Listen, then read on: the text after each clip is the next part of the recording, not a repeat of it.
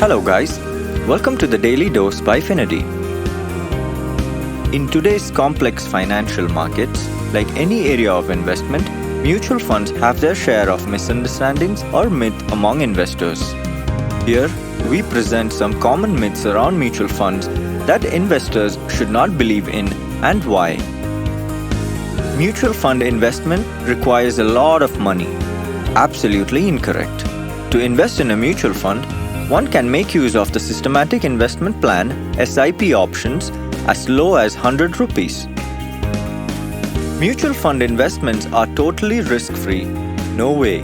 A common message that can be seen and heard in most mutual fund advertisements is that these are subject to market risks. Mutual funds are also exposed to the effects of market volatility.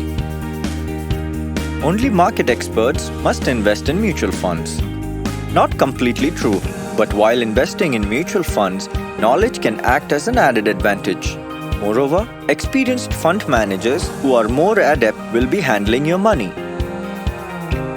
Mutual funds mainly invest in equities. That's another common myth. Mutual funds come in different varieties and invest in different instruments including equity, debt, real estate, government bonds, just to name a few. Historical returns guarantee future performance.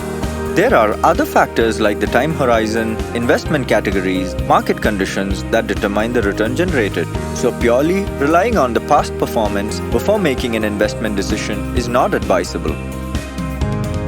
Mutual funds are ideal only for a long-term investment horizon. Not really. Investors can consider mutual fund investment from both long-term and short-term perspectives, depending on individual financial goals. Demat account is a must for mutual fund investment. Except for an ETF, one does not need to have a Demat account for mutual fund investment. Via Finity, you can directly invest in mutual funds without a hassle. Hope these points help.